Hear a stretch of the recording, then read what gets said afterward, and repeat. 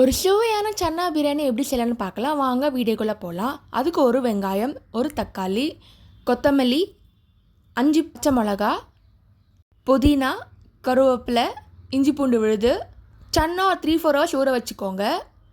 அரிசி 2 அழாக்கு எடுத்திருக்கேன், அது ஊற வச்சுக்கோங்க, வாஷ் பண்ணி வச்சுக்கோங்க.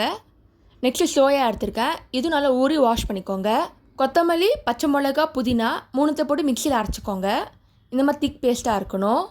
நெக்ஸ்ட்டு பேன் எடுத்துக்கோங்க. இப்போ நெய் ஆட் பண்ணுறோம், கொஞ்சமாக எண்ணெயை ஆட் பண்ணிக்கோங்க. இப்போ நெக்ஸ்ட்டு கரம் மசாலா ஆட் பண்ண போகிறோம். இந்த பிராண்டோட ஆட் பண்ணிக்கலாம். 2 ஸ்பூன் போட்டுக்கோங்க. இப்போ ஒரு வெங்காயம் பொடியாக கட் பண்ணியிருக்கோம், அதை ஆட் பண்ணிக்கோங்க. கருவேப்பிலை ஆட் பண்ணுங்கள், தக்காளி ஆட் பண்ணிட்டு நல்லா வதக்குங்க. இப்போ நெக்ஸ்ட்டு இஞ்சி பூண்டு விழுது போட்டிருக்கோம், 2 ஸ்பூன் போட்டிருக்கேன். நல்லா மிக்ஸ் பண்ணிக்கோங்க.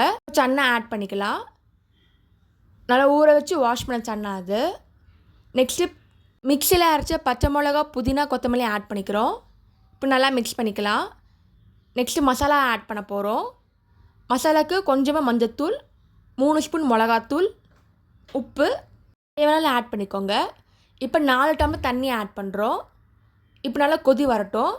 நல்லா கொதிச்சதுக்கப்புறமா வாஷ் பண்ண அரிசியை ஆட் பண்ணிக்கலாம். கடைசியாக சோயா ஆட் பண்ணிக்கோங்க. இப்போ குக்கரில் வைக்க போகிறோம். ஒரு 2 விசில் வரட்டும். சுவையான சன்னா பிரியாணி ரெடி ஆயிடுச்சு. நீங்களும் ட்ரை பண்ணி பார்த்துட்டு எப்படி இருக்குன்னு சொல்லுங்கள். இதே மெத்தடில் நீங்கள் பன்னீர் மஷ்ரூம் கூட ட்ரை பண்ணி பார்க்கலாம், டேஸ்ட் செம்மையாக இருக்கும். இந்த மாதிரி நிறைய ஃபுட் வ்ளாக்ஸே யூடியூப் சேனல் போட்டிருக்கேன், அதையும் மறக்காமல் செக் பண்ணி பாருங்கள். தேங்க்ஸ் ஃபார் வாட்சிங். லைக் பண்ணுங்கள், ஷேர் பண்ணுங்கள், சப்ஸ்கிரைப் பண்ணுங்கள்.